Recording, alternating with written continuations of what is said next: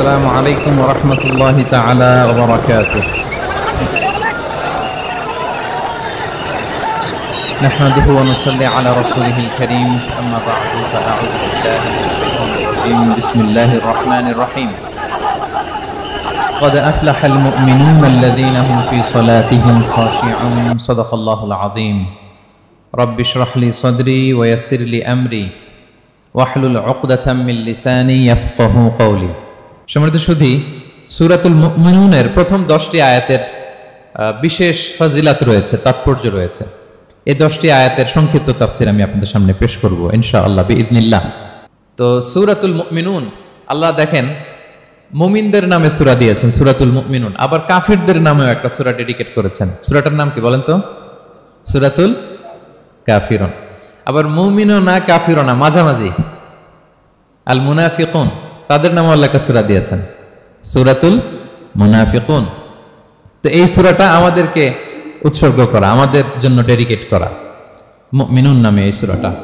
এই সূরাটা নাজিলের একটা প্রেক্ষাপট আছে, যেটাকে আরবিতে শানে নুজুল বলে। ওটা বলেই আমি মূল ব্যাখ্যা বা আলোচনার দিকে চলে যাচ্ছি। সম্মানিত সুধী, রাসূলুল্লাহ সাল্লাল্লাহু আলাইহি ওয়াসাল্লামের কাছে আল্লাহ তাআলা যে কোরআন নাজিল করেছেন, এই কোরআন যেটা লেটেস্ট ভার্সন অফ রেভিলেশনের সর্বশেষ ভার্সন, এটা আল্লাহ তাআলা বিষ্ণু ঈসা ইসলামের কাছে নানাভাবে নাজিল করতেন।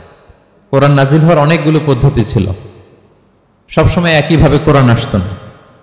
কখনো কখনো কোরআন আসতো মিসলা সলসালাতিল জারাস, আমরা ঘন্টা যখন বাজাই যে বিকট শব্দ হয়, এরকম বিকট আওয়াজে মাঝে মাঝে কোরআন নাজিল হতো। আপনাদের মনে থাকবার কথা, বাংলাদেশে আমরা যখন প্রাইমারি স্কুলে পড়তাম বা হাই স্কুলে পড়তাম, ঘন্টা শেষ হলে, একটা ক্লাস শেষ হলে দফতরি কি করতো বলেন তো? হ্যাঁ, দিত না? মনে পড়ে? পিকচারাইজেশন হচ্ছে? আচ্ছা, প্রচন্ড আওয়াজে ওই বেলের মধ্যে বাড়ি দিত। তখন আমরা বুঝতাম কি একটা ঘন্টা হয়েছে। এক ক্লাস শেষে একটা দিত, 2 ক্লাস শেষে 2টা, ক্লাস যখন সব শেষ তখন অনেকগুলো দিত, বুঝতাম যে ছুটি আমাদের। এরকম রিঙ্গিং বেল যদি বাজানো হয়, ঘন্টা বাজানো হয়, এটার যেরকম বিকট শব্দ, এরকম বিকট আওয়াজে মাঝে মাঝে কোরআন নাজিল হতো। রাসূল সাল্লাল্লাহু আলাইহি ওয়াসাল্লাম বলেন, এই প্রসেসে কোরআন রিসিভ করা আমার জন্য বড্ড কষ্টকর ছিল। আমাদের আয়েশা রাদিয়াল্লাহু তাআলা আনহা বলেন, প্রচন্ড শীতের রাতে আমরা কাঁপতাম শীতে, আর বিষ্ণু সাল্লাল্লাহু আলাইহি ওয়াসাল্লাম ঘামতেন। ওয়া ইন্না জাবিনাহু লা ইয়াতাফাসসাদু আরাকান, আমরা শীতে কাঁপতাম, কম্বল জড়িয়ে রাখতাম, আর বিষ্ণুনবীর কপাল বেয়ে ঘাম ঝরতো। সুবহানাল্লাহি বিহামদিহি। এভাবে তিনি কষ্ট করে কোরআন রিসিভ করেছেন। এটা একটা পদ্ধতি। আরেকটা পদ্ধতি হচ্ছে মিসলা দাবিয়া সাউতিন নাহাল, মৌমাছির ভন ভন শব্দের মতো কোরআন নাজিল হতো। যখন নাজিল হতো, রাসূল সাল্লাল্লাহু আলাইহি ওয়াসাল্লামের মুখের সামনে, চেহারার সামনে মৌমাছি ভন ভন করলে যেরকম সাউন্ড, এরকম একটা সাউন্ড হতো। এটা সাহাবারা কাছাকাছি যারা থাকতেন ওনারা উইটনেস করেছেন অনেকবার। আজকের এই আলোচনাটা এটার সাথে প্রাসঙ্গিক, আমি বলবো আপনাদেরকে। 2টা পদ্ধতি গেল। আরেকটা পদ্ধতি হচ্ছে মিন ওয়ারাই হিজাব, পর্দার অন্তরাল থেকে সরাসরি আল্লাহ কথা বলতেন, রাসূল সাল্লাল্লাহু আলাইহি ওয়াসাল্লাম শুনতো। এটা কেবল একবারই হয়েছে, মেরাজের রাতে। তারপর মাঝে মাঝে ইউলকা ফি কুলুবি রাসূলিল্লাহ, আল্লাহ রাসূল সাল্লাল্লাহু আলাইহি ওয়াসাল্লামের অন্তঃকরণে আল্লাহ তাআলা ঢেলে দিতেন ওয়াহী। আচ্ছা, আবার কখনো কখনো জিবরাইল আলাইহিস সালাম ওনার মূল আকৃতিতে ওহী নিয়ে আসতেন। ওনার যে বিসূরাতিহিল আসলিয়া, জিবরাইল আলাইহিস সালামের যে মূল সূরাত, এই সূরাতে আসতেন। এই সূরাতে রাসূল সাল্লাল্লাহু আলাইহি ওয়াসাল্লাম জিবরাইল আলাইহিস সালামকে জীবনে 2বার দেখেছিলেন। একবার ওই যে হেরা গুহার ওখানে দেখেছিলেন, আর একবার সেই সিদরাতুল মুনতাহা মেরাজের রাতে দেখেছিলেন। 600 পাখা মেলে বিশাল আকৃতি নিয়ে পুরো দিগন্ত বিস্তৃত করে জিবরাইল আলাইহিস সালাম নেমে আসতেন। 2বার এভাবে রাসূল সাল্লাল্লাহু আলাইহি ওয়াসাল্লাম দেখেছিলেন। এভাবে কোরআন নাজিল হতো। আবার কখনো কখনো রাসূল সাল্লাল্লাহু আলাইহি ওয়াসাল্লাম এই যে হিউম্যান শেপে, মানুষের আকৃতিতে আসতেন, দেখতে মানুষের মতো লাগতো। মানুষের আকৃতিতে জিবরাইল আলাইহিস সালাম এসে কোরআন পৌঁছে দিয়ে যেতেন। বিষ্ণু সাল্লাল্লাহু আলাইহি ওয়াসাল্লাম বলতেন, এই প্রসেসে ওহী রিসিভ করা আমার জন্য সবচেয়ে সহজ ছিল। এটা তো খুব স্বাভাবিক, ন্যাচারাল, যে একজন মানুষ এসে আমার সাথে কথা বললে, মানুষ মানুষের সাথে কথা বলবে, এটা তো খুব ফ্লেক্সিবল হবে, কমফোর্টেবল হবে। বাকি পদ্ধতিগুলো রাসূল সাল্লাল্লাহু আলাইহি ওয়াসাল্লামের জন্য কঠিন ছিল। এবং এই সূরাতে যখন জিবরাইল আলাইহিস সালাম আসতেন, তখন দিহিয়াতুল কালবি আল আনসারী নামে এক সাহাবীর সূরাতে আসতেন। ওনার তওবাটা আল্লাহর কাছে খুব পছন্দ হয়েছিল। জাহিলি যুগে অনেক কন্যা সন্তানকে তিনি জীবিত প্রচিত করেছিলেন। পরে একবার এমন রিপেন্টেন্ট হলেন, অনুতপ্ত হলেন, অনুশোচনায় পড়ে আল্লাহর কাছে এমন কান্না করলেন। আর অনুশোচনার চোখের পানি আল্লাহ বড্ড পছন্দ করেন। অনুতপ্ত বান্দা যখন অনুতপ্ত হয়ে কাঁদে, তার চোখের পানি তার চোখ বেয়ে, নাক বেয়ে জমিনে ড্রপ করার আগে আল্লাহ বান্দাকে মাফ করে দেয়। তো আল্লাহর কাছে এত পছন্দ হয়েছিলেন, মানুষের সূরাতে আসলে ওনার সূরাতে এসে তিনি কোরআন দিয়ে যেতেন বিষ্ণু সাল্লাল্লাহু আলাইহি ওয়াসাল্লামকে। তো মুসনাদে আহমদ ইবনে হাম্বল একটা হাদিস এসছে, ওমর ফারুক রাদিয়াল্লাহু তাআলা আনহু এই হাদিসটা বর্ণনা করেন। তিনি বলেন যে আমরা একবার বিষ্ণু সাল্লাল্লাহু আলাইহি ওয়াসাল্লামের পাশে বসা, হঠাৎ সামি'না দাওয়িয়া সাউতিন নাহাল, মৌমাছির ভনভন ভনভন শব্দ শুনতে পেলাম, কিন্তু তাকিয়ে দেখি কোনো মৌমাছি নাই।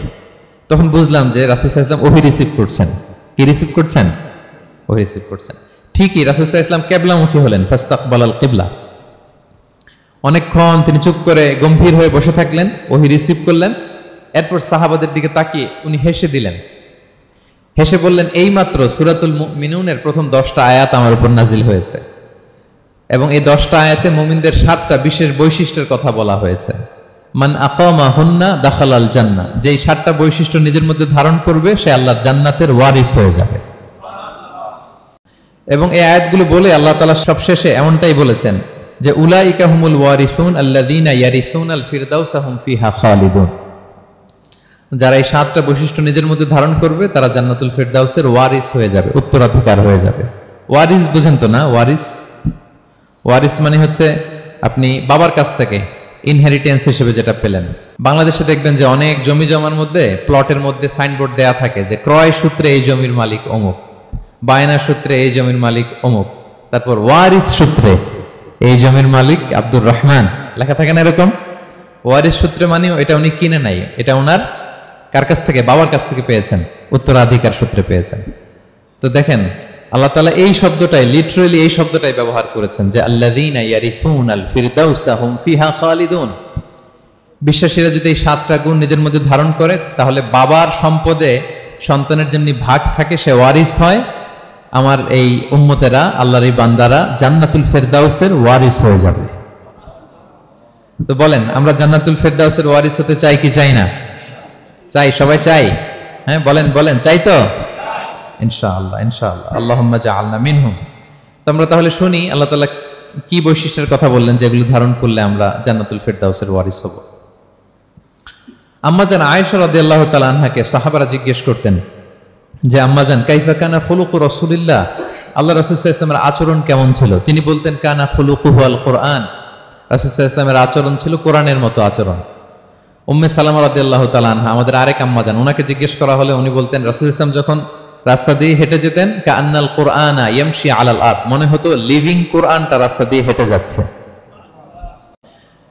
তো সাহাবারা যখন আরো ইন ডিটেইল জানতে চাইলেন তখন আম্মা জান আয়েশা বললেন তোমরা সূরা মুমিনুনের প্রথম 10 আয়াত পড়ো, এই 10 আয়াতে যা যা আল্লাহ বলেছেন এটাই ছিল খুলুকু রাসূলিল্লাহ, এটাই ছিল বিশ্বনবীর আচরণ। তো আসুন আমরা দেখি রাসূল সাল্লাল্লাহু আলাইহি ওয়াসাল্লামের আচরণ কেমন ছিল এবং কোন বৈশিষ্ট্যগুলো থাকলে আল্লাহ তাআলা আমাদেরকে জান্নাত দিয়ে ধন্য করবেন। সূরাতুল মুমিনুনটা আল্লাহ তাআলা শুরু করছেন ক্বাদ আফলাহাল মুমিনুন আল্লাযীনা হুম ফি সালাতিহিম খাশিউন, অর্থাৎ সফল হয়েছে তারা, ঈমান এনেছে যারা। প্রথম আয়াতের অর্থ হচ্ছে ক্বাদ আফলাহাল মুমিনুন, বিশ্বাসীরাই সফল হয়েছে। আল্লাহ তাআলা সফলতার মানদণ্ড এখানে ফিক্স করেছেন, ক্রাইটেরিয়া ফিক্স করেছেন ঈমান, বিশ্বাস, যেটা সবচাইতে দামি। সবচাইতে দামি কি? ঈমান, সবার উপরে ঈমান। এজন্য যারা ঈমান এনেছে আল্লাহর উপর, যারা বিশ্বাস স্থাপন করেছে তারাই সফল হয়েছে।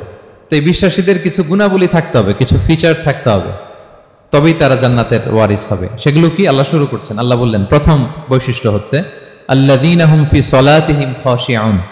7টা বৈশিষ্ট্যের প্রথমটা বলতেছি, যারা সফল হয়েছে বিশ্বাসীরা, ওই বিশ্বাসীরা যারা তাদের সালাতে বিনয়াবনত থাকে, বিনম্র থাকে। সালাত যখন আদায় করে তারা খুশু খুদুর সাথে সালাত আদায় করে, এটা হচ্ছে প্রথম বৈশিষ্ট্য, বিনয়ের সাথে।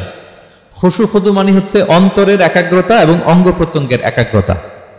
খুব সহজে আপনার অন্তরটাও থাকবে, এখানে আল্লাহর ভয় থাকবে, একাগ্র চিত্তে আপনি আল্লাহকে স্মরণ করবেন, আবার অঙ্গ প্রত্যঙ্গগুলোও ঠিক থাকবে, এগুলো নড়াচড়া করবে না। আমরা অনেকে সালাতে দাঁড়ালে খুব বেশি নড়াচড়া করি, সালাতে কিন্তু খুব বেশি মুভমেন্ট করা যায় না, এটা নিষেধ। খুব জরুরি প্রয়োজন ছাড়া মুভমেন্ট করা নিষেধ।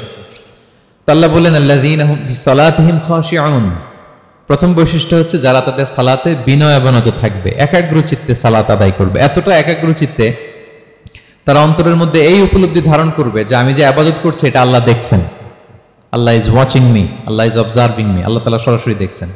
এবং রাসূল সাল্লাল্লাহু আলাইহি ওয়াসাল্লাম এটাই বলেছেন যে আনতা আবুদাল্লাহা কাআন্নাকা তারাহু ফাইন লাম তাকুন তারাহু ফাইন্নাহু ইয়ারাক, এমন ভাবে ইবাদত করো মনে করো যে তুমি আল্লাহকে দেখছো। আর এটা যদি ভাবতে, এই উপলব্ধি আনতে যদি কষ্ট হয়, তাহলে অন্তত এতটুকু তো ভাবো যে আল্লাহ তোমায় দেখছেন, আল্লাহ আমাকে দেখছেন। এই ভাবনাটা অন্তরে আনা যায় না? চাইলেই আনা যায়। আমরা যেন এই উপলব্ধিটা নিজেদের মধ্যে, রিয়েলাইজেশনটা বিল্ড আপ করার চেষ্টা করি যে আমি যে মুসল্লায় দাঁড়ালাম, এই যে আমি কিয়ামুল লাইল করতেছি, এই যে তারাবিতে আমি 20 রাকাত পড়তেছি লম্বা সময় ধরে, আল্লাহ কিন্তু দেখছেন। আমার সিজদা, আমার রুকু, এগুলো আল্লাহ তাআলা সরাসরি কি করছেন? দেখছেন। এই ফিল নিয়ে যদি আপনি সালাতে দাঁড়ান, এটা হচ্ছে খুশু খুদু।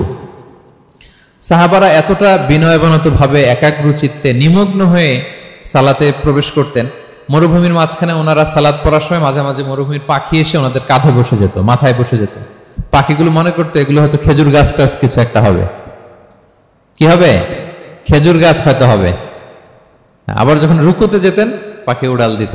তার মানে কি, খুব বিনয়বনত ভাবে, বিনম্র চিত্তে ওনারা সালাত পার করতেন। তাহলে এটা হচ্ছে প্রথম বৈশিষ্ট্য। প্রিয় ভাইরা, আমরা যেন সালাতে অত্যন্ত বিনয়ের সাথে, একাগ্র চিত্তে, with full of solemnity and submission, একটা সাবমিসিভ ভাব যেন আপনার থাকে, যে আপনি নিজেকে সর্বোচ্চ উজাড় করে নিজেকে আল্লাহর কাছে পেশ করছেন।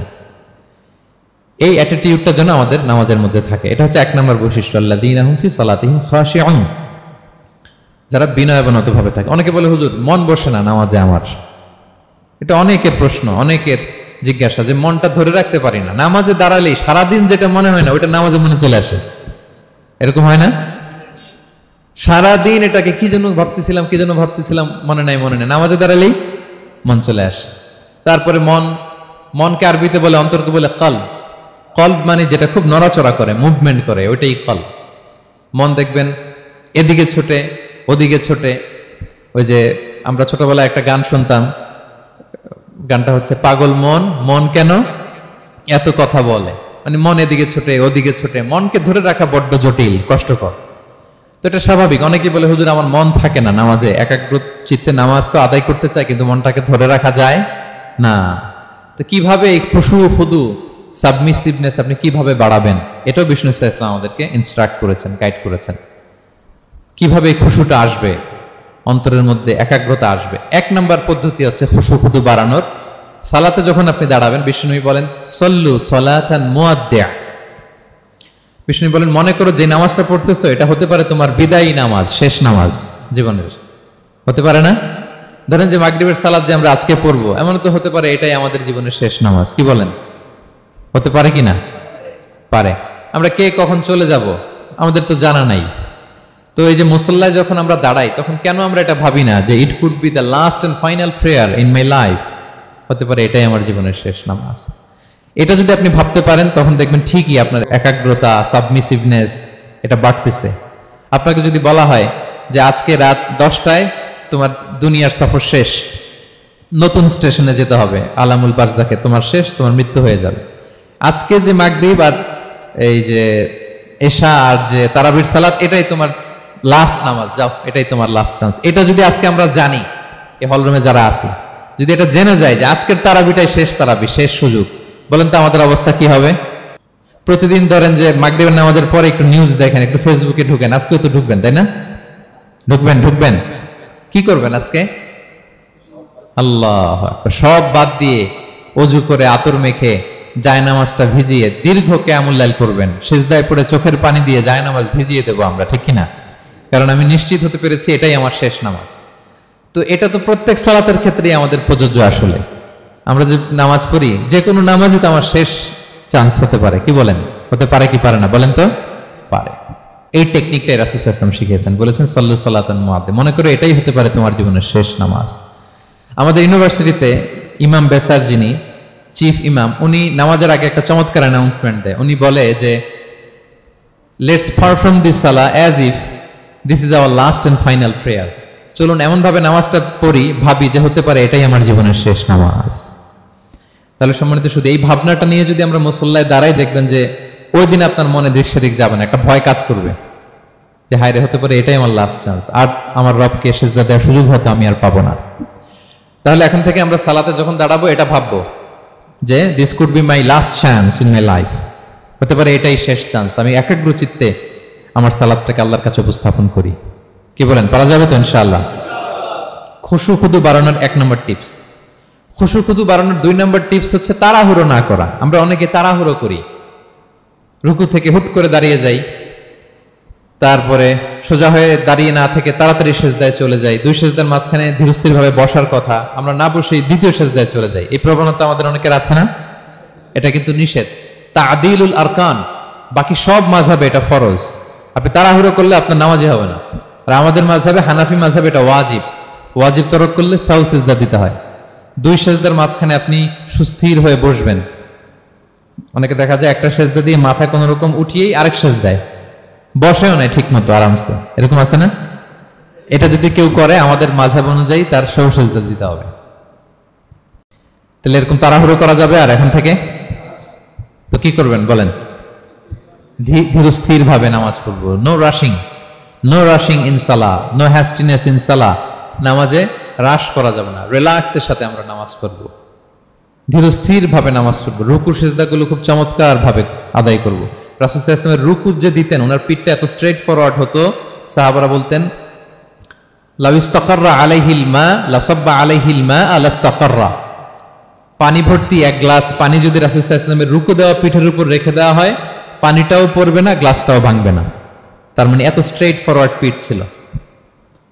আবার রাসূল সাল্লাল্লাহু আলাইহি ওয়াসাল্লাম বলতেন আসওয়াউন নাসি সারিকাতান মান ইয়াসরিকু ফিস সালাহ। তিনি বললেন সবচাইতে বড় চোর যে নামাজে চুরি করে। সাহাবারা বললেন ওয়া কাইফা ইয়াসরিকু মিন সালাতিহি ইয়া রাসূলুল্লাহ, নামাজে আবার কিভাবে চুরি করে? রাসূল সাল্লাল্লাহু আলাইহি ওয়াসাল্লাম বললেন লা ইউতিম্মু রুকুআহা ওয়া সুজুদাহা, রুকু সেজদাগুলো সুন্দর করে আদায় করে না, সেই নামাজ চোর। তা আমরা যেন রুকু সেজদাগুলোকে খুব সুন্দরভাবে ধীরস্থির ভাবে যেন আমরা আদায় করি, আমরা যেন তাড়াহুড়ো না করি। রাসূল সাল্লাল্লাহু আলাইহি ওয়াসাল্লাম একবার মসজিদে নববীতে বসা, এক সাহাবী এসে নামাজ পড়ে রাসূল সাল্লাল্লাহু আলাইহি ওয়াসাল্লামকে সালাম দিলেন। রাসূল সাল্লাল্লাহু আলাইহি ওয়াসাল্লামের সালামের উত্তর দিয়ে বলেন ইরজিআ ফাসাল্লি ফাইন্নাকা লাম তুসাল্লি, যাও তুমি আবার নামাজটা পড়ে আসো, তোমার নামাজ হয়নি। সাহাবী যে আবার নামাজ পড়ে আবার আসলেন, রাসূল সাল্লাল্লাহু আলাইহি ওয়াসাল্লাম আবার বললেন সাল্লি ফাইন্নাকা লাম তুসাল্লি, নামাজ পড়ে আসো, হয় নাই।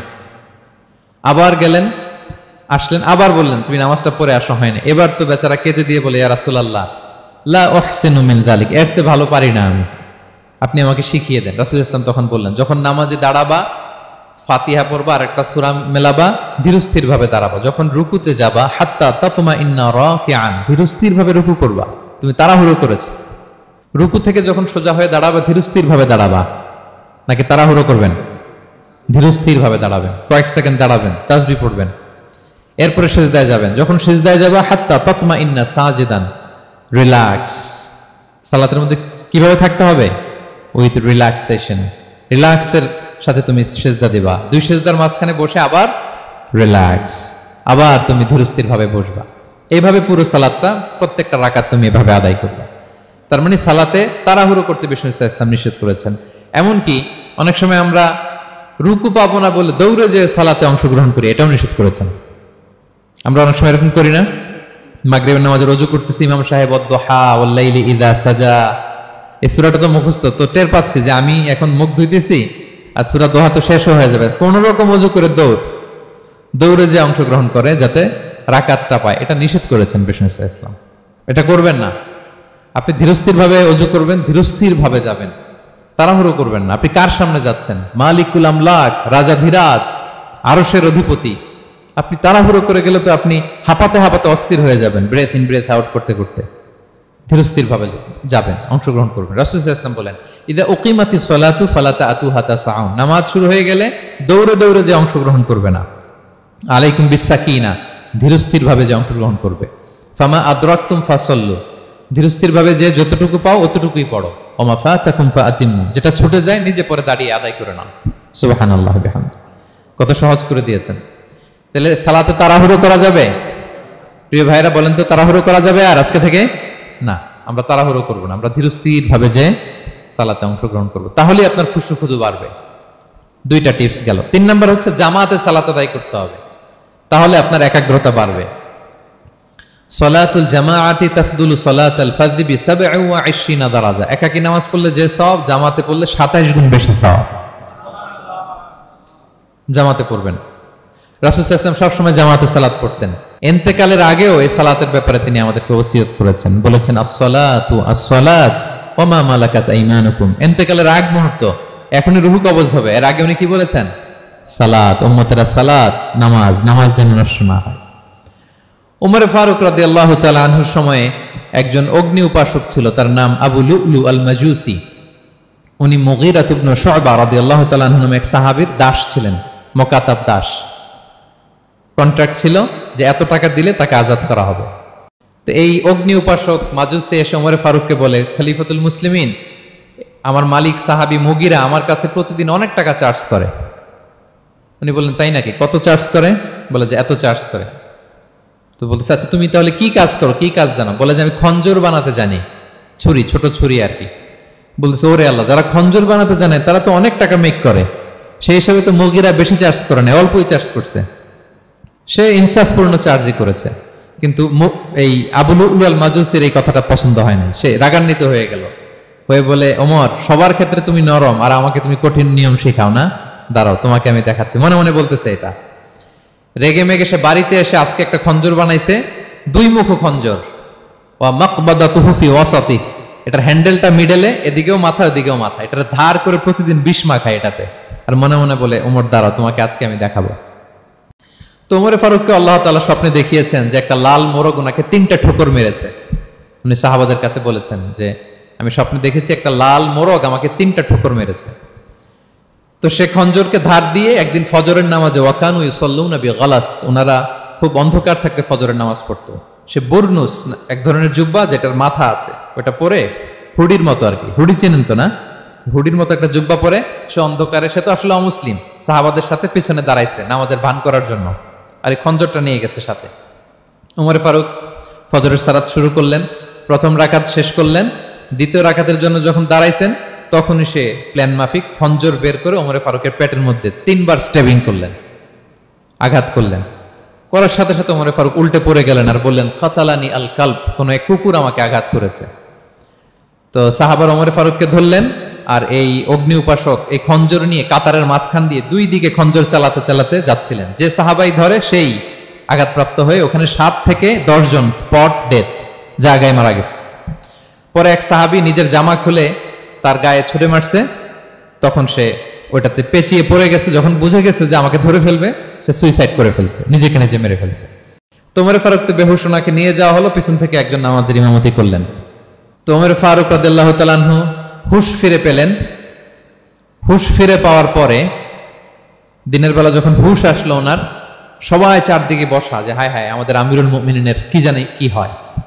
হুশ ফিরার পরে ওনার মুখের প্রথম কথাটা ছিল আসাল্লান নাস, মানে আমার নেতৃত্বে যে ফজরের সালাতটা শুরু হয়েছিল এটা কি ঠিকঠাক শেষ হয়েছিল? সুবহানাল্লাহ পড়বেন না? আচ্ছা বলেন তো, এই মুহূর্তে আমরা কি করতাম? ওনাকে যে স্টেবিং করছে, চিকিৎসক এসে দুধ দেয়, দুধ পেট দিয়ে বেরিয়ে যায়, নাবিজ দেয়, নাবিজ বের হয়ে যায়, মানে উনি ইন্তেকাল করবেন, এটা বোঝাই যাচ্ছে। এমন কঠিন পরিস্থিতিতে আমরা যদি হসপিটালে হুশ ফিরে পেতাম, আমরা কি বলতাম বলেন দেখি? কে কি বলতেন?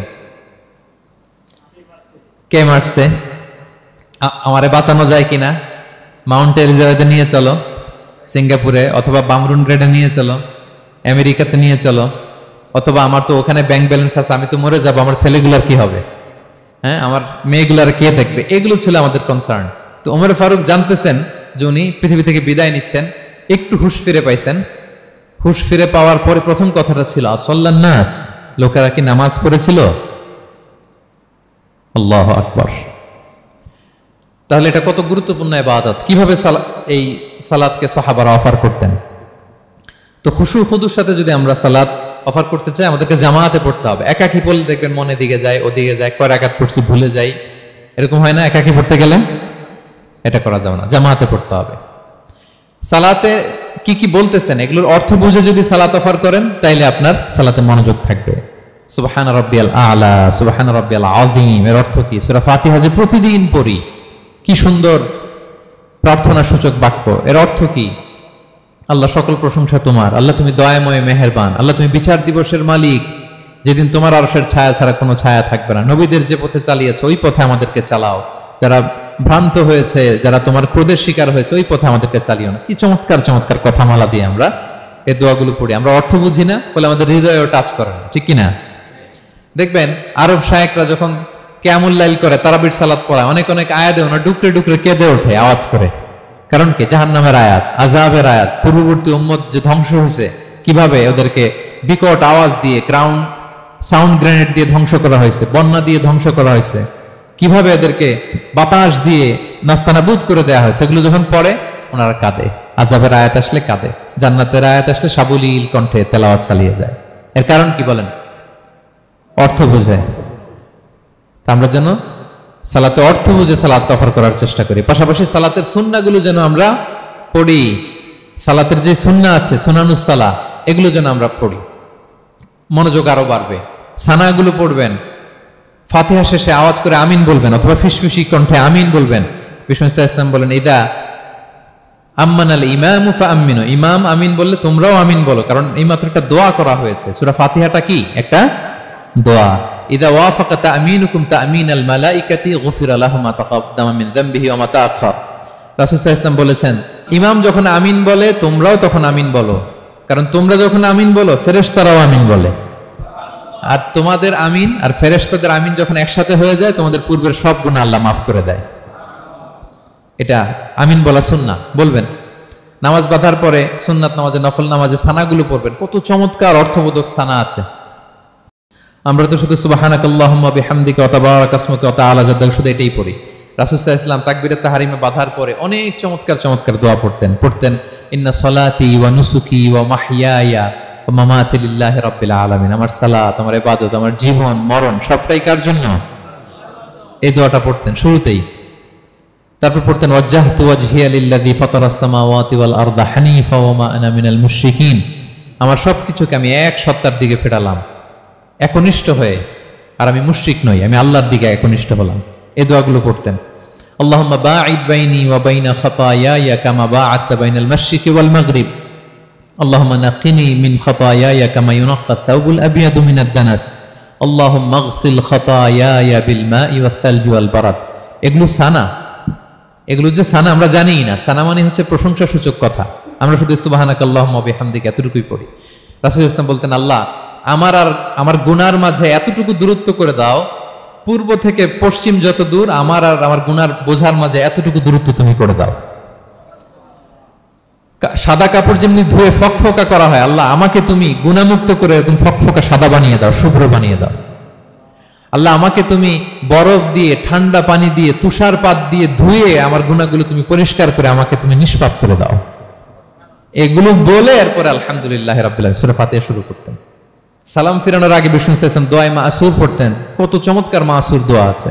আবার বিষ্ণু বলতেন, লা ইউসাল্লিমান্না আহাদুকুম হাত্তা ইয়াতাআওয়াযা আন আরবা মিন আযাবিল কবর, মিন আযাবি জাহান্নাম, মিন ফিতনাতিল মাহইয়া ওয়াল মামাত ওয়া মিন ফিতনাতিল মাসিহিদ দাজ্জাল।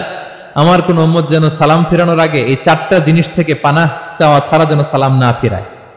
একটা কি? আল্লাহ তুমি জাহান্নামের আযাব থেকে বাঁচাও, আল্লাহ তুমি কবরের আযাব থেকে বাঁচাও, আল্লাহ জীবন মরণের ফিতনা থেকে বাঁচাও, আল্লাহ তুমি দাজ্জালের ফিতনা থেকে বাঁচাও। পড়ে না আমিন? তো এত এঙ্গেজমেন্ট যদি আপনার নামাজে থাকে, আপনার মন এদিক সেদিক যাবে? হ্যাঁ, আপনি অর্থ খেয়াল করতেছেন, আযাবের আয়াত আসলে আপনি অশ্রুসিক্ত হচ্ছেন, আপনি দোয়ায়ে মাসুর পড়ছেন, আপনি সানা পড়ছেন, আপনি দীর্ঘ সময় কিয়ামুল লাইল করতেছেন, আপনার মনে এদিক সেদিক ছুটবে? বলেন তো ছুটবে না। এই টিপস গুলো বিষ্ণু সাল্লাল্লাহু আলাইহি ওয়াসাল্লাম শিখিয়েছেন। এগুলো যদি আমরা পালন করি, তাহলে আল্লাযীনা হুম ফি সালাতিহিম খাশিউন, বিনম্র চিত্তে সালাত আদায়কারী হিসেবে আমরা আল্লাহর কাছে পরিগণিত হব। তাহলে প্রথম নাম্বার শর্তটা বুঝতে পারছেন কিভাবে সালাত আদায় করতে হবে? হ্যাঁ, বলেন তো একজন, কি করতে হবে? কিভাবে সালাত? খুশুর সাথে, বিনয় অবনত চিত্তে, সাবমিসিভ ভাবে, নাকি তাড়াহুড়ো করবেন? কিভাবে পড়বেন নামাজ? ধীরে সুস্থে, উইথ রিল্যাক্স। দুই নম্বর আল্লাহ বলেন ওয়াল্লাযীনা হুম আনিল লাগবি মুরিদুন। এক নম্বরে তো তারা নামাজে যখন দাঁড়ায় ধীর স্থির ভাবে খুশুখুদুর সাথে পড়ে। দুই নম্বর হচ্ছে তারা অনর্থক কাজ থেকে বিরত থাকে। অনর্থক কথা, কাজ এগুলো মুমিনরা বলে না, এগুলো তো জড়ায় না। মিনিংলেস কোনো কাজের সাথে বিশ্বাসীদের কোনো সম্পর্ক, অর্থবোধক কাজ, ভালো কাজ, কল্যাণমূলক কাজ, সামাজিক কাজ, মানবতার কল্যাণে যে কাজগুলো আছে এগুলোর সাথে তারা জড়ায়। বিষ্ণু ইসলাম বলেছেন, মিন হুসনি ইসলামিল মারই তারকুহু মা লা ইয়ানি। ব্যক্তির ইসলামের সৌন্দর্য হচ্ছে যে ব্যক্তি এমন কোনো কাজ করবে না যেটার কোনো মিনিং নাই, মিনিংলেস কাজ থেকে সে বেঁচে থাকবে।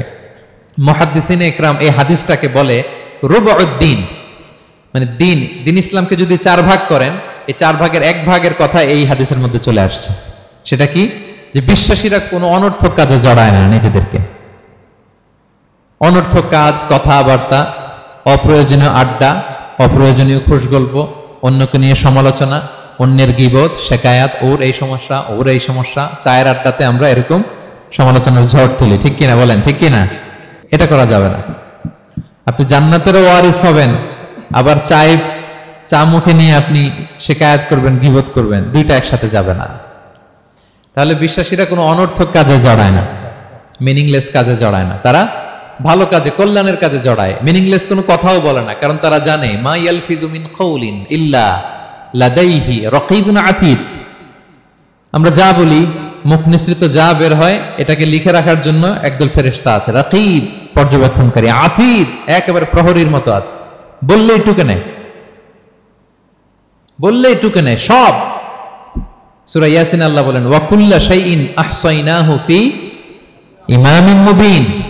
আমি ইমামুম মুবিন নামক এক দালিলি রেজিস্ট্রি খাতায় সবকিছু তুলে রাখছি, সব পাই টু পাই আপনি পাবেন। আপনি অবাক হবেন, মা লি হাযাল কিতাবি লা ইউগাদিরু সাগীরাতান ওয়ালা কাবীরাতান ইল্লা আহসাহা।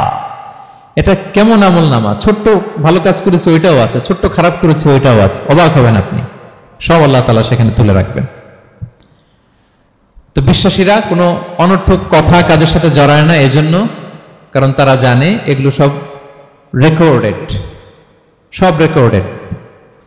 আপনার কোনো কাজ যদি রেকর্ড করা হয় এবং বলা হয় যে এটা গণমানুষের কাছে উপস্থাপন করা হবে, আপনি কি করবেন তখন বলেন তো? খুব সতর্ক হয়ে চলবেন, সতর্ক হয়ে বলবেন। হ্যাঁ, এই যে আমরা যে এই ক্যামেরা থাকলে যেভাবে কথা বলি, সবসময় কি এইভাবে বলি না? আমরা যখন নিজেদের ঘরোয়া আড্ডায় বসে আমরা কত কথা বলে ফেলি, ইনফরমাল অনেক কথা বলি, যেগুলো ক্যামেরা থাকলে বলি না, কারণ এটা ফরমাল, এটা কোটি মানুষের কাছে যাবে, সবাই শুনবে, সবাই জানবে, এজন্য আমরা সাবধান হয়ে কথা বলি। কি বলেন? তো এই যে এই ক্যামেরা কিন্তু অদৃশ্য ক্যামেরা চারদিকে আমাদের, ইমামুম মুবিন নামক অদৃশ্য ক্যামেরা দিয়ে সব রেকর্ড করা হচ্ছে। রেকর্ড করে দিচ্ছেন কে? পাই টু পাই হিসাব চাওয়া হবে। আল্লাহর সুপ্রিম কোর্টের কাঠগড়ায় সব হিসাব চাইবেন আল্লাহ তাআলা, আপনি যে দেখবেন। তো বিশ্বাসীরা এই সেন্সটা মাথায় রাখে, সব যেহেতু রেকর্ডেড, যা মনে চায় মুখ দিয়ে বলা যাবে, যা মনে চায় করা যাবে না। এজন্য অহেতুক কথাবার্তা, অহেতুক সমালোচনা, অহেতুক গসিপিং, অহেতুক কমেন্টস এগুলো করব না। এখন সোশ্যাল মিডিয়ার যুগে দেখবেন যে কমেন্টসের বন্যা বয়ে যায়, যার যেটা মনে চায়, কারণ ধরার কেউ নাই, দেখার কেউ নাই, বলার কেউ নাই, যা মনে চায় লিখতে থাকে। হ্যাঁ, বিশাল একজন বড় মাপের লোক, তার ওখানে যে লিখতেছে যা মনে চায়, গালি গালাজ, ওনাকে অ্যাডভাইস দেওয়া, নাসিহাত দেওয়া ইচ্ছে মতো। বিশ্বাসীরা এটা করে না, তারা অনর্থক কোনো কাজে জড়ায় না, এবং কেউ জড়াতে চাইলেও তাকে স্পেস দেয় না। একদল আছে দেখবেন যে আপনি আজে বাজে কাজে জড়ান না, এটা আবার অনেকের ভালো লাগে না, তো তারা এসে আপনাকে জড়াতে চাবে, তর্ক করবে, আপনার সাথে ডিবেট করবে, পায়ে পাড়া দিয়ে ঝগড়া করবে। এরকম আছে না নাই? আপনার কমেন্ট বক্সে এসে দেখবেন যে গালি দিবে, হ্যাঁ, ট্যাগিং করবে, পোক করবে, মানে আপনাকে অস্থির বানাতে চাইবে। আপনি কি করবেন? আপনিও আরেকটা গালি দিয়ে দিবেন কমেন্টসে। আপনারও তো স্বাধীনতা আছে নাকি? আপনিও দিবেন গালি। কি করবেন? সালাম দিবেন। কি দিবেন? ওয়া ইযা খাতাবাহুমুল জাহিলুনা ক্বালু সালামা। সূরা ফুরকানে আল্লাহ বলেছেন যে মূর্খরা যখন অনর্থক তর্ক করতে আসতে চায়, বিশ্বাসীরা তাদের সাথে ওই ফাঁদে তারা পা দেয় না। তারা কি করে? সালাম দিয়ে কেটে পড়ে। তাহলে পায়ে পাড়া দিয়ে যদি কেউ এখন থেকে ঝগড়া করতে চায় আমাদের সাথে, আমরা কি করব? সালাম দিয়ে ওখান থেকে কেটে পড়ব। তাহলে বিশ্বাসীদের 2 নম্বর বৈশিষ্ট্য, ওয়াল্লাযীনা হুম আনিল লাগবি মুরিদুন, বিশ্বাসীরা অনর্থক কাজে জড়ায় না। 3 নম্বর হচ্ছে ওয়াল্লাযীনা হুম লিযাকাতি ফাইলুন, বিশ্বাসীরা তাদেরকে যদি আল্লাহ তাআলা ধন সম্পদ দিয়ে সমৃদ্ধশালী করে, তারা যাকাত দেয়। কি দেয়? আপনারা যাকাত দেন তো নাকি? দেখে তো মনে হচ্ছে সবাই ব্যবসায়ী, হ্যাঁ, চেহারা দেখে মনে হচ্ছে মাশাআল্লাহ অনেক সম্পদের মালিক। যাকাত দিতে হবে। আমরা যে যাকাত দেই, এটাকে আমরা করুণা করি বলেন তো? না, যাকাত হচ্ছে গরিবের হক। ওয়াফি আমওয়ালিহিম হাক্কুন লিসাইলি ওয়াল মাহরুম, আল্লাহ বলে ধনীদের সম্পদে গরিবদের অধিকার আছে। তা আপনি যখন কারো অধিকার দিলেন, আপনি কি তার প্রতি করুণা করলেন? হ্যাঁ, অধিকার কি করুণা বলেন তো? না, আপনার সম্পদে গরিবের অধিকার। আপনি করুণা করেন নাই, বরং আপনার থেকে জাকাত নিয়ে ওই গরিব আপনাকে করুণা করে গেছে। কারণ জাকাত নেয়া তার জন্য আবশ্যক না, আপনার দেয়া আবশ্যক। ও যদি বলে আমি জাকাত নিব না, তো আপনি কারে দিবেন? ও জাকাত গ্রহণ করে আপনাকে বাঁচালো। তাহলে credit goes to them, thanks goes to them. ইসলাম চায় এই যে অর্থনৈতিক তারল্য, এটা সমাজে সবার কাছে থাক। এক পাশে গাছতলা, আরেক পাশে পাঁচতলা, এরকম বিভাজন ইসলাম চায় না। ইসলাম চায় সবার হাতে টাকা পয়সা থাক। কাইলা ইয়াকুনা দুলাতান বাইনাল আগনিয়া মিনকুম, টাকা পয়সা যেন শুধু ধনীদের মধ্যে সার্কুলেট না হয়, সবার কাছে যেন যায়। এজন্য আল্লাহ বলেন তোমাদের সম্পদে গরিবের অধিকার আছে। এটা করুণা না, এটা অধিকার। আর যদি এই ফরজ ইবাদত আপনি আদায় না করেন, আল্লাহ বলেন কঠিন শাস্তি তোমাদের জন্য অপেক্ষা করছে। আল্লাযীনা ইয়াকনিজুনা আয-যাহাবা ওয়াল ফিদ্দাতা ওয়া লা ইউনফিকুনহা ফি সাবিলিল্লাহ ফাবাশশিরহুম বিআযাবিন আলীম। স্বর্ণ জমায়, রূপা জমায়, ব্যাংক ব্যালেন্স, যাকাত দেয় না, তাদের জন্য কঠিন আযাব, কঠিন আযাবের সুসংবাদ দিয়েছেন আল্লাহ। দুঃসংবাদ না, সুসংবাদ। মানে হেয় করে, তুচ্ছ করে আল্লাহ তাআলা বলেছেন। ছেলে ইংরেজি পরীক্ষায় ফেল করছে, মা বলে ফেল করছে না, পড়াশোনা তো নাই, তোমার বাবা আসুক, এমন মাইট দিবে, মাইট দিলে মজা টের পাবা। আচ্ছা বলেন তো, মাইট দিলে কি মজা লাগে না ব্যথা লাগে? কিন্তু মা কি বলছে? মজা টের পাবা। মানে ওরে তুচ্ছ করে, তাচ্ছিল্য করে বলছে, মায়ের তীব্রতা বোঝানোর জন্য বলছে যে এমন মাইট দিবে, টের পাবা, দাঁড়াও, তোমার বাবা আসুক আজকে ঘরে। আল্লাহ ওইটাই বললেন। এই সম্পদগুলোকে লোহার খুন্তি বানিয়ে জাহান্নামের আগুনে পোড়ানো হবে। 3 জায়গায় সাকা দেওয়া হবে। ফি তুকুয়া বিহা জিবাহুহুম, কপালে, পাজরে, পিঠে। আর বলা হবে হাযা মা কানাস্তুম, এগুলো তুমি জমায় রাখছিলা, দাও নাই মানুষকে। Bank balance, FDR, fixed deposit, price bond, এটা সেটা দাও নাই তুমি। আর হাদিসে এসেছে সোজা আন আকরা, টেকো সাপ হবে, মোস্ট ভেনোমাস স্নেক। সাপের মাথায় কিন্তু চুল গজায়, জানেন? সাপের মাথায় পশম আছে, কিন্তু যেই সাপের যেটা বেশি বিষাক্ত, এটার মাথায় পশমও থাকে না বিষের কারণে। এরকম সাপ ওই সম্পদগুলো সাপ হয়ে ছোবল মারবে আর বলবে আনা মালুক, আমি তোমার প্রাইস বন্ড, আমি তোমার ব্যাংক ব্যালেন্স, আমাকে খাওয়ার জন্য তো রাখছিল, আজকে উপভোগ করো। আল্লাহু আকবার। আল্লাহ আমাদেরকে হেফাজত করুক। সো যাদের সম্পদ আছে আমরা যেন জাকাত দেই, হিসেব করে করে যেন দেই। আপনাদের স্ত্রীদের যাদের অর্নামেন্টস, জুয়েলারি আছে, তারা যেন তাদের সম্পদের জাকাত দেয়। 25 গ্রাম যদি সোনা থাকে বা 595 গ্রাম যদি রূপা থাকে, অথবা এই পরিমাণ সম্পদ থাকে, ভাবিরাও জাকাত দিতে হবে। এটা ইন্ডিভিজুয়াল ইবাদত। আপনার জাকাত আপনার, ভাবির জাকাত ভাবির। আপনি চাইলে টাকা দিয়ে হেল্প করতে পারেন, কিন্তু ওনারও হিসাব করতে হবে এবং এটা কম্পালসারি, দিতেই হবে, দিতেই হবে। তাহলে ওয়াল্লাযীনা হুম লিয-যাকাতি ফাঈলুন, 4 নাম্বার হচ্ছে তারা জাকাত দেয়। 5 নাম্বার 6 নাম্বার আল্লাহ এক আয়াতে বলে ফেলেছেন, ওয়াল্লাযীনা হুম লিআমানাতিহিম ওয়া আহদিহিম রাউন, বিশ্বাসীরা আমানতের হেফাজত করে আর কথা দিলে কথা রাখে। 5 নাম্বার হচ্ছে আমানতের খেয়ানত করে না বিশ্বাসীরা, কারণ আমানতের খেয়ানত করে এটা মুনাফিকের আলামত। ইযা তুমিনা খানা, বিষ্ণু বললেন মুনাফিকদের বৈশিষ্ট্য হচ্ছে ওদের কাছে আমানত রাখলে ওটা আর পাওয়া যায় না পরে। এমন লোক আছে না সমাজে, আমানত রাখলে আর পাওয়া যায় না। তারা কি মুমিন না মুনাফিক বলেন তো? ইন্নাল্লাহা ইয়া'মুরুকুম আন তুআদ্দুল আমানাতি ইলা আহলিহা, আল্লাহ বলেছেন যার আমানত তাকে বুঝিয়ে দাও। বিষ্ণু ঈসা ইসলামকে মক্কার লোকেরা 2টা উপাধি দিয়েছিল, এক হচ্ছে আস-সাদিক, 2 হচ্ছে আল আমিন। সাদিক মানে সত্যবাদী। কারা দিয়েছিল? ঘোর শত্রুরা, অপোজিশন পার্টি, তারা উপাধি দিয়েছে। একটা হচ্ছে সাদিক মানে কি, আরেকটা হচ্ছে আল আমিন, বিশ্বস্ত। এতটা বিশ্বস্ত যে বিষ্ণু ঈসা ইসলাম মক্কা থেকে মদিনায় যেদিন হিজরত করতে যাবেন, আমানতের জিনিসগুলো উনি আলী রাদিয়াল্লাহু তাআলা আনহুর কাছে রেখে গিয়েছিলেন। এত এত আমানতের সম্পদ ওনার ঘরে ছিল। এই ডিপোজিট বুঝিয়ে দিতে আলী রাদিয়াল্লাহু তাআলা আনহুর টানা 3 দিন সময় লেগেছে, মক্কাবাসীদের আমানত বুঝিয়ে দিতে। সো যার আমানতদারিতা নাই তার ঈমান নাই। বিষ্ণু বলেছেন লা ঈমানা লিমান লা আমানাতা লা, যার আমানতদারিতা নাই ওর ঈমানই নাই। এবং আমানত ধ্বংস হয় এটা কিয়ামতের আলামত।